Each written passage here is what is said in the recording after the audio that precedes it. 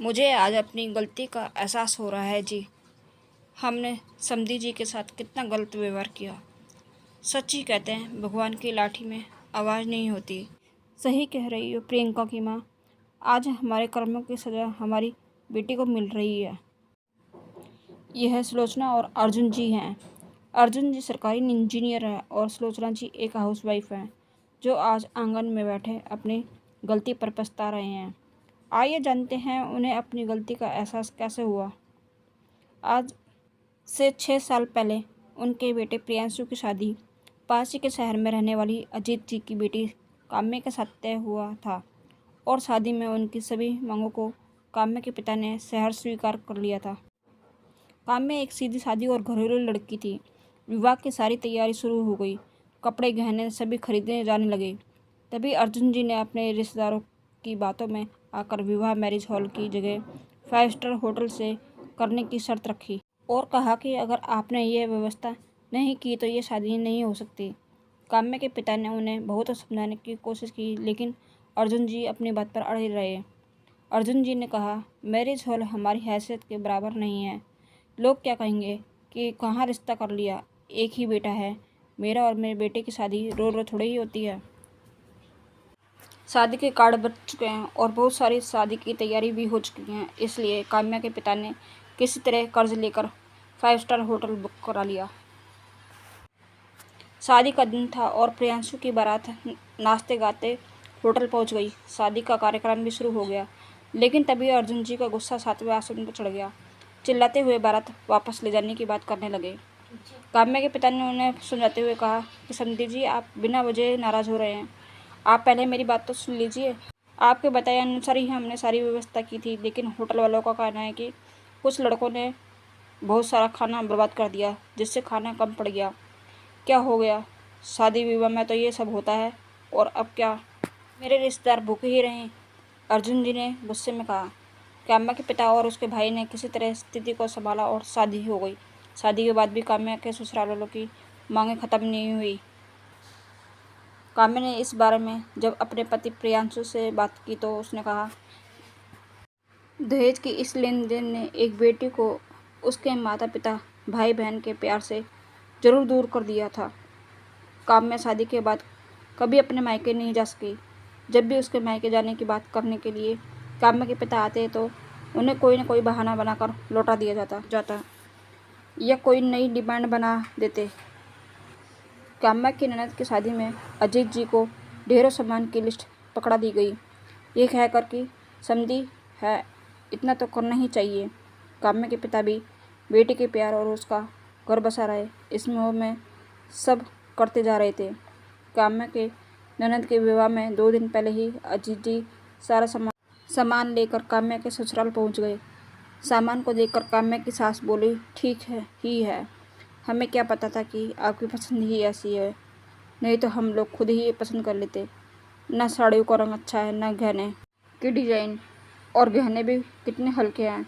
बेटे के लिए तो कभी आप दिल खोलकर खर्चा ही नहीं करते। हमारा क्या, लोग तो यही कहेंगे कैसे पिता हैं, बेटे के सम्मान और समाज के मान मर्यादा की भी चिंता नहीं है। काम्या के पिता कुछ नहीं बोले, चुपचाप सिर नीचे किए बैठे रहे।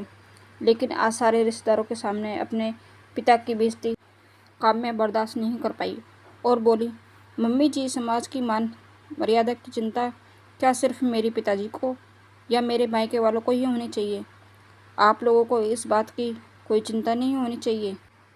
सारे रिश्तेदारों के सामने आपने यह तो कहा कि ये अच्छा नहीं है, वह अच्छा नहीं है, यह नहीं लाए, वह नहीं लाए, लेकिन क्या पिताजी एक बार भी उनका हाल समाचार पूछा?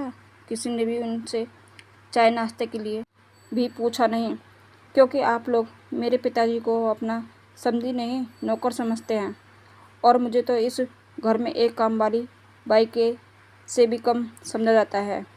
काम्या का इस तरह जवाब देना आज सुलोचना जी को बहुत बुरा लगा, और वह भी जब सारा घर मेहमानों से भरा हुआ था। सुलोचना जी ने गुस्से में चिल्लाते हुए कहा, देखा समधी जी, ऐसे तेवर है आपकी लाडली के।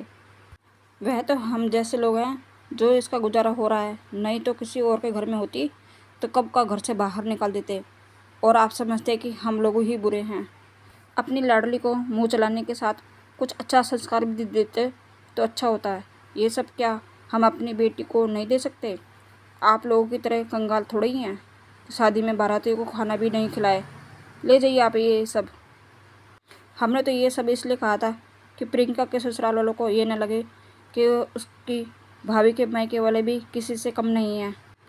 आपकी बेटी ने जो आज हमारी बेइज्जती की है, उसके बाद हम काम्या को नहीं रख सकते।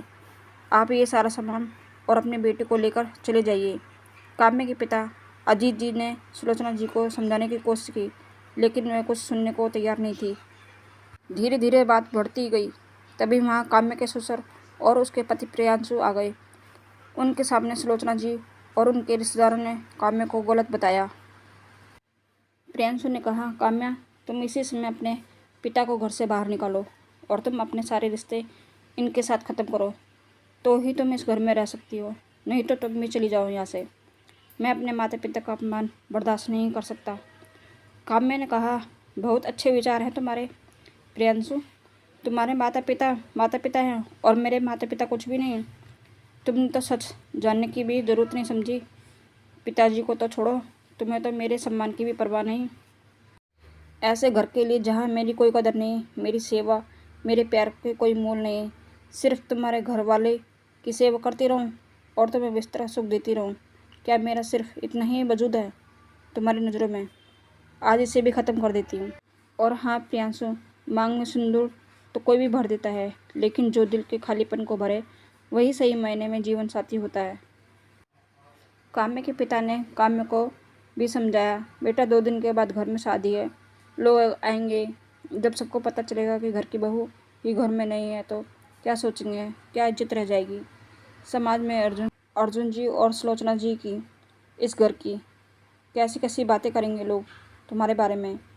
पहले प्रियंका की शादी हो जाने दो, फिर ये सब देखेंगे। मेरा क्या है बेटा, तुम्हारा घर बसा रहे, इसलिए तो ये सब सहता आया हूँ। तुमसे प्यारा मुझे अपना सम्मान थोड़ा ही है। अपने पिता की बातें सुनकर काम्या के आंसू नहीं रुके, लेकिन आज उसने अपने पिता के और अपने सम्मान से कोई समझौता नहीं करने का सोच लिया था। काम्या अपने 3 साल के छोटे बच्चे और अपने पिता का हाथ पकड़कर उस घर को छोड़कर चली गई। काम्या के जाते ही लोग उसके बारे में उल्टी सीधी बातें बनाने लगे। प्रियांशु और उसके माता पिता सहानुभूति के पात्र बन गए, लेकिन समय सबके साथ न्याय अवश्य करता है। जो तकलीफ काम्या और उसके मायके वालों ने सहा, आज उसी का समय ने जवाब दिया। प्रियंका की बारात दहेज को लेकर हुई बहस की वजह से वापस चली गई। यह कहना उचित तो नहीं होगा कि जैसी करनी वैसे ही भरनी, क्योंकि एक और बेटी का घर इस दहेज के दानव ने निगल लिया। एक और परिवार का सम्मान बिखर गया। कब तक और क्यों हम इस दानव को पालते रहेंगे? बेटा हो या बेटी, क्या वह अपनी मेहनत से अपने लिए रोटी नहीं कमा सकते? हम ये क्यों भूल जाते हैं कि पैसा चाहे जितना भी किसी के पास क्यों ना हो, खाता वह रोटी ही है।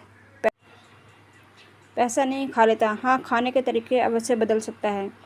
अब तो बस यही इच्छा है कि दहेज के दानव को पालना बंद करें और अपने बच्चों को अच्छी शिक्षा दें, ताकि वे खुद अपना भार स्वयं उठा सके और हमें उनके लिए दहेज प्रथा जैसी कुरीतियों को पालना ना पड़े। धन्यवाद।